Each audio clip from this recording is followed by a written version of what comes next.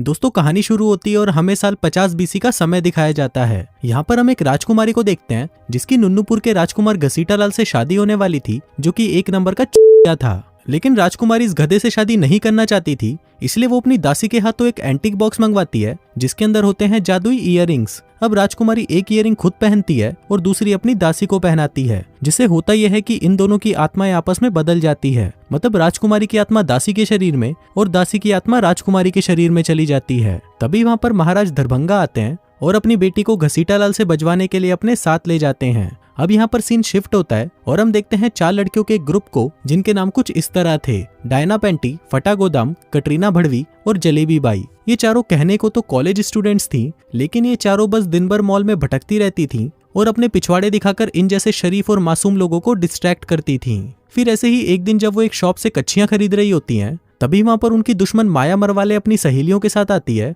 और डायना पेंटी का मजाक उड़ाने लगती है। लेकिन तभी इसका बदला लेने के लिए डायना वहां पर पड़ी हुई एक कच्छी उठाती है और उसे चुपके से माया मरवाले के बैग में डाल देती है। जिसके बाद जब माया मरवाले वहां से बाहर जाती है, तभी दुकान का सायरन बजता है और 2 सिक्योरिटी गार्ड्स आकर उसे दबोच लेते हैं। फिर जब वो सभी वहां से जाने लगते हैं, तभी डायना पेंटी को वहां पर एक एंटीक शॉप दिखाई देती है और वो सभी एंटीक्स खरीदने के लिए वहां पर चले जाते हैं। अब वहां पर सामान देखते वक्त डायना की नजर एक एंटीक बॉक्स पर पड़ती है और ये वही बॉक्स था जिसके अंदर वो जादुई इयररिंग्स थी। डायना उस बॉक्स को खोलकर देखती है और उसे वो इयररिंग्स बहुत पसंद आती हैं। वो उसे खरीदना चाहती थी, लेकिन दुकान की मालकिन कालिंगा उसे मना कर देती है और कहती है कि ये बेचने के लिए नहीं है। लेकिन अब डायना को तो वो इयररिंग्स चाहिए ही थे, इसलिए वो चुपके से उस बॉक्स में से इयररिंग्स निकाल लेती है और उसकी जगह उसमें दूसरे इयररिंग्स डाल देती है। वहीं दूसरी तरफ हम एक चिंदी चोर पप्पू हटेला को देखते हैं जो कि एक गैस स्टेशन में चोरी कर रहा होता है। इसी दौरान वहां पर डायना पेंटी अपनी सहेलियों के साथ पेट्रोल भरवाने आती है, जिन्हें देखकर पप्पू हटेला के हाथ जो लगता है वो उसे उठा लेता है और उनसे नजर छुपाते हुए वहां से जाने लगता है। लेकिन तभी डायना उसे वहां का एम्प्लॉय समझकर आवाज देती है और उसकी कार में पेट्रोल भरने को कहती है। अब उससे पीछा छुड़ाने के लिए पप्पू हटेला कार में पेट्रोल डाल देता है, लेकिन तभी डायना उसे कहती है कि क्या तुम कार का इंजन भी देख सकते हो। अब पप्पू हटेला कार का इंजन चेक करने लगता है, लेकिन तभी डायना के पिछवाड़े में चुल सी मचती है और वो पप्पू हटेला के साथ बकचोदियां करना शुरू कर देती है। फिर जैसे तैसे करके पप्पू हटेला उससे अपना पीछा छुड़ाता है। जिसके बाद वो भी वहां से जा ही रहा था कि तभी उसकी नजर वहां पर गिरी एक इयररिंग पर पड़ती है, जिसको वो गोल्ड की इयररिंग समझकर उठा लेता है। वहीं डायना पेंटी जब घर पहुंचती है तो वो देखती है कि उसका छोटा भाई उसके कपड़े और मेकअप लगाकर लड़की बनने की कोशिश कर रहा होता है। अब ये देखकर डायना को गुस्सा आ जाता है और वो उसे गालियां देकर वहां से भगा देती है। फिर उसी रात हम एक चोमू चिंकू चूतड़ को देखते हैं जो कि डायना पेंटी का बॉयफ्रेंड होता है। वो उसे बाहर खड़ा गंदे गंदे इशारे करता है और नीचे आने को कहता है। फिर नीचे आने के बाद वो डायना पेंटी से कहता है कि जब भी तुम मुझे हाथ लगाती हो, मेरा बाबूराव खड़ा होकर सलामी देने लगता है, इसलिए मैं चाहता हूँ कि इस वीकेंड हम दोनों पलंग तोड़ मजदूरी करें। लेकिन डायना उसे मना कर देती है और कहती है कि मैं तुम्हारे साथ मजदूरी नहीं कर सकती, क्योंकि मैं चाहती हूँ कि जब भी हम दोनों मजदूरी करें वो मूवमेंट बिल्कुल परफेक्ट हो। अब ये सुनकर चिंकू चूतड़ उदास हो जाता है और सोचता है कि आज रात को भी हिलाकर ही सोना पड़ेगा। वहीं दूसरी तरफ हम पप्पू हटेला को देखते हैं जो कि अपनी चुराई हुई चीजों को चेक कर रहा होता है। उधर घर पर जब डायना पेंटी फटे गोदाम से बात कर रही थी, तभी हम देखते हैं कि उसने वो एक इयररिंग अपने कान में पहन रखी थी। उधर पप्पू हटेला भी उस इयररिंग को निकालकर अपने कान में पहन लेता है और खुद को देखकर छूतियों की तरह हंसने लगता है। इसके बाद वो दोनों सो जाते हैं और उनके साथ भी वही होता है जो कहानी की शुरुआत में उस राजकुमारी के साथ हुआ था। फिर अगली सुबह हम देखते हैं कि जब डायना पेंटी सोकर उठती है तो वो पप्पू हटेला बन चुकी होती है। मतलब उसकी आत्मा पप्पू हटेला के शरीर में आ चुकी थी। वो सोकर उठती है और मूतने के लिए बाथरूम जाती है, लेकिन जब उसकी नजर नीचे अपने बाबूराव पर पड़ती है तो वो जोर जोर से चिल्लाने लग जाती है। वो भागकर अपनी शक्ल देखती है तो उसे पता चलता है कि वो एक बदसूरत सा आदमी बन चुकी है।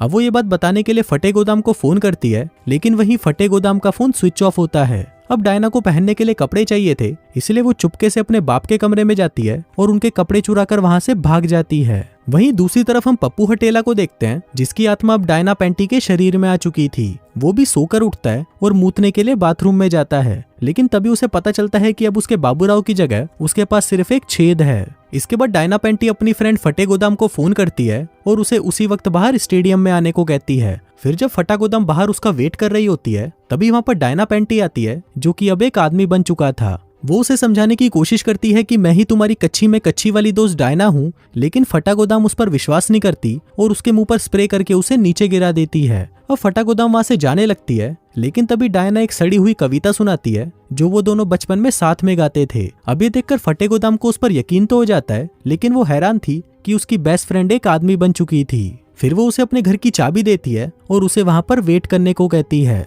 फिर उसके घर आकर डायना अपने घोड़े पर परफ्यूम लगाने लगती है क्योंकि उसमें से बहुत तेज बदबू आ रही थी। तभी फटा गोदाम भी वहां पर आती है और उसे कहती है कि मैंने तुम्हारे घर पर फोन करके ये कह दिया है कि तुम कुछ दिनों के लिए मेरे साथ रहोगी। अब डायना एक ट्रिमर लेकर अपने शरीर के सारे बाल साफ करने लगती है, जिस दौरान फटा गोदाम उससे पूछती है कि क्या तुम्हारे पास सचमुच में बाबूराव है, और है तो क्या मैं उसे देख सकती हूँ। अब डायना पहले तो उसे मना कर देती है, लेकिन फिर उसके बार बार फोर्स करने पर वो उसे दिखा देती है।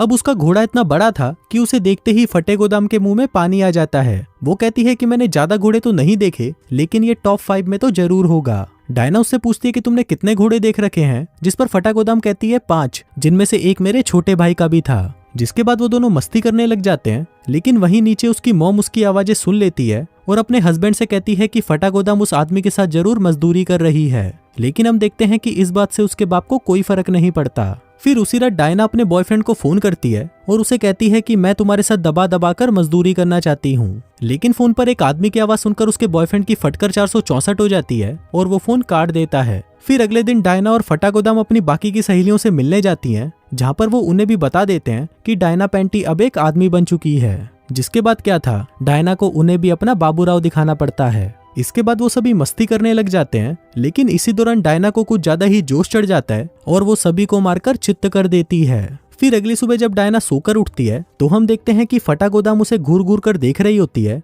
जैसे कि वो उसके साथ मजदूरी करना चाहती हो। फिर डायना पेंटी अपने पेरेंट्स को सब कुछ सच बताने के लिए अपने घर जाती है, लेकिन तभी उसका बाप उसे एक गार्डनर समझ लेता है और उसे अपने गार्डन के घास काटने का काम दे देता है। फिर काम खत्म होने के बाद उसका बाप उसके पास आता है और उसे अपनी वाइफ के बारे में बताने लगता है। कहता है कि हम दोनों सोते तो एक ही बेड पर हैं, लेकिन ऐसा लगता है कि हम दोनों एक दूसरे से बहुत ही दूर हैं। यहाँ तक कि हमने कई महीनों से मजदूरी भी नहीं की। वहीं काम करते वक्त डायना अपने छोटे भाई को देखती है, जो कि उसके कपड़े पहनकर टोनी कक्कड़ के गानों पर नाच रहा होता है। अब उसको कैसे भी करके अपना शरीर वापस चाहिए था, इसलिए वो सभी मिलकर उसकी एक फ्रेंड के पास जाते हैं, जो कि जादू टूना करने में एक्सपर्ट थी। वो उन्हें बताती है कि डायना के ऊपर किसी ने बहुत ही खतरनाक एंशिएंट जादू कर रखा है और इसी वजह से वो एक आदमी बन चुकी है। अब उन सबको उसकी दुश्मन माया मरवाले पर शक होने लगता है, क्योंकि वो ही एक ऐसी कमीनी थी जो ऐसा घटिया काम कर सकती थी। और इसी का बदला लेने के लिए वो एक क्लब में जाते हैं, जहाँ पर माया मरवाले अपने बॉयफ्रेंड के साथ आई हुई थी। अब ये पता करने के लिए कि वो काम माया मरवाले ने ही किया है,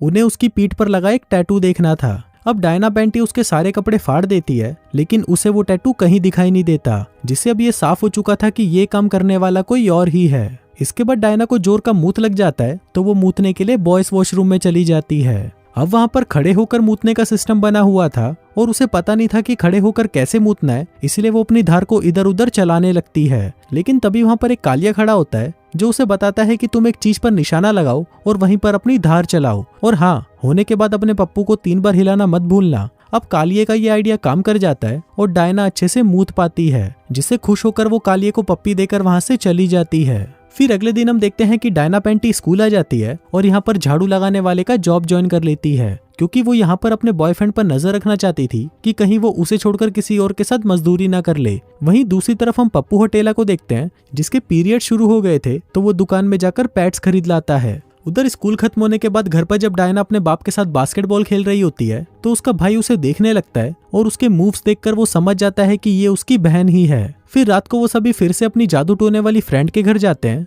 जहाँ पर वो उनको उन इयररिंग्स के बारे में बताती है, जिसको पहनने के बाद ही उसके साथ ये सब शुरू हुआ था। फिर वो एक इयररिंग लेकर उस एंटीक शॉप वाली कालिंगा के पास जाते हैं और उसे बताते हैं कि उसको पहनने से डायना एक आदमी बन गई थी। फिर कालिंगा उसे बताती है कि ये जादू इयररिंग्स हैं और अगर तुम्हें वापस नॉर्मल होना है तो तुम्हें उस इंसान को ढूंढना होगा जिसके पास दूसरी इयररिंग है, जिसके बाद तुम्हें वो दोनों इयररिंग्स पहननी होगी और फिर तब ही तुम अपनी बॉडी में वापस आ पाओगी।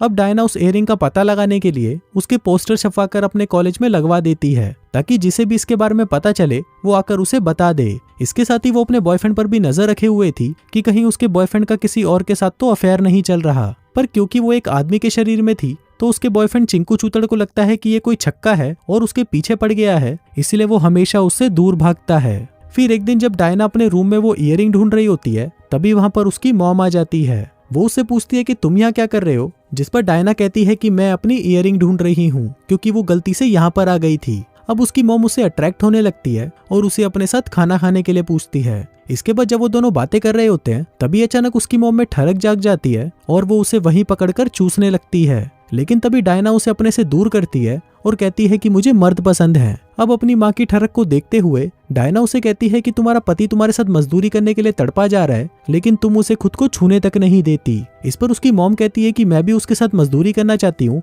लेकिन वो मुझे छूने नहीं देता। तभी डायना उसे कहती है कि चलो आज हम तुम्हारी झाटे साफ करते हैं ताकि आज रात तुम अपने पति से दबाकर बजवा सको। जिसके बाद वो दोनों सीधा बाथरूम में चले जाते हैं। फिर कुछ देर बाद वहाँ पर उसका पति आता है और जब वो बाथरूम में अपनी पत्नी को डायना के साथ देखता है तो वो बहुत ज्यादा गुस्सा होता है और डायना को वहां से भगा देता है। जिसके बाद वो अपनी पत्नी के पास आता है और उसके साथ दबाकर मजदूरी करने लगता है। वहीं दूसरी तरफ हम डायना के बॉयफ्रेंड को देखते हैं जो कि उसकी यादों में देवदास बनकर दुख भरे गाने सुन रहा था। इसी दौरान सड़क पर उसकी नजर डायना पर पड़ती है जो कि अब एक छिनाल बन चुकी थी। उसका बॉयफ्रेंड जल्दी से उसके पास आता है और उसे कहता है कि मैं तुम्हें बहुत मिस कर रहा था। तभी पप्पू हटेला उससे पूछता है कि तुम्हारे पास कितने पैसे हैं। वो कहता है कि होंगे $40। जिसके बाद वो उससे पैसे छीन लेता है और उसकी कार लेकर वहां से भाग जाता है। फिर अगली सुबह जब डायना की एक मोटी फ्रेंड टीवी पर न्यूज देख रही होती है तभी उसमें बताया जाता है कि एक लड़की हुत का लालच देकर आदमियों से पैसे ले लेती है, जिसके बाद वो उन्हें पीट कर वहां से चली जाती है। और वो लड़की और कोई नहीं बल्कि पप्पू हटेला ही था। अब ये देखते ही वो जल्दी से फटे गोदाम को फोन करती है और उसे बता देती है कि डायना की बॉडी मिल चुकी है। लेकिन उस टाइम फटा गोदाम घर पर नहीं होती तो उसकी ये बातें उसकी मॉम सुन लेती है। फिर उसी रात स्कूल की एक प्रोम पार्टी होती है जहाँ पर फटा गोदाम डायना के साथ आती है क्योंकि वो अपने बॉयफ्रेंड को जलाना चाहती थी। इसी दौरान वहाँ पर फटे गोदाम का बॉयफ्रेंड आ जाता है जिसको जलाने के लिए डायना फटे गोदाम को चूसने लगती है। अब क्योंकि फटे गोदाम को डायना से प्यार हो चुका था इसलिए वो उससे पूछती है कि क्या आज रात तुम मेरे साथ मजदूरी कर सकती हो। लेकिन डायना उसे मना कर देती है और कहती है कि हम दोनों बेस्ट फ्रेंड्स हैं और हमेशा रहेंगे। फिर वहाँ पर डायना अपने बॉयफ्रेंड को देखती है जो कि प्रॉम में माया मरवाले के साथ आया हुआ था। लेकिन तभी डायना वहां पर जाती है और माया को मारकर चित्त कर देती है। फिर वो अपने बॉयफ्रेंड को कहती है कि मैं ही डायना हूँ, लेकिन उसका बॉयफ्रेंड उस पर विश्वास नहीं करता और उसे वहां से जाने को कहता है। तभी डायना उसके कान में कहती है कि मुझे पता है कि जब भी मैं तुम्हें हाथ लगाती हूँ तुम्हारा पानी छूट जाता है। अब ये बात सिर्फ डायना को ही पता थी, इसलिए उसके बॉयफ्रेंड को भी उस पर विश्वास हो जाता है कि ये उसकी गर्लफ्रेंड ही है। अब वो उसे किस करना चाहता था, लेकिन क्योंकि वो एक आदमी के शरीर में थी इसलिए वो ऐसा नहीं कर पाता।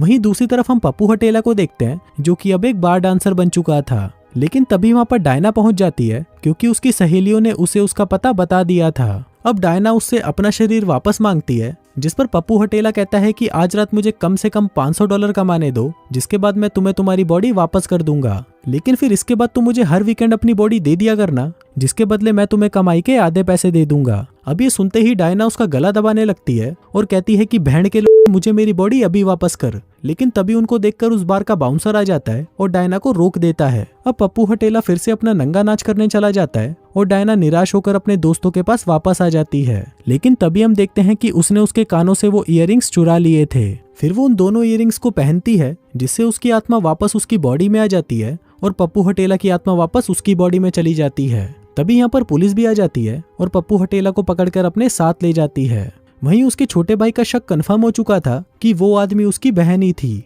लेकिन डायना उसे ये राज राजी रखने को कहती है। तभी वहां पर उसका बॉयफ्रेंड भी आ जाता है और फिर डायना उसे कहती है कि अब मैं तुम्हारे साथ पलंग तोड़ मजदूरी करने के लिए तैयार हूँ, जिसके बाद वो दोनों एक दूसरे को चूसने लगते हैं। फिर फिल्म के लास्ट सीन में हम देखते हैं कि पप्पू हटेला पुलिस को चकमा देकर वहां से भाग जाता है और एक कार को रोककर उसे वहां से चलने को कहता है। लेकिन तभी वो देखता है कि वो कार वाला एक छक्का होता है जो उसी वक्त कार को लॉक करके उसे बजाने के लिए अपने साथ ले जाता है। और इसी के साथ ही ये कहानी यहीं खत्म हो जाती है।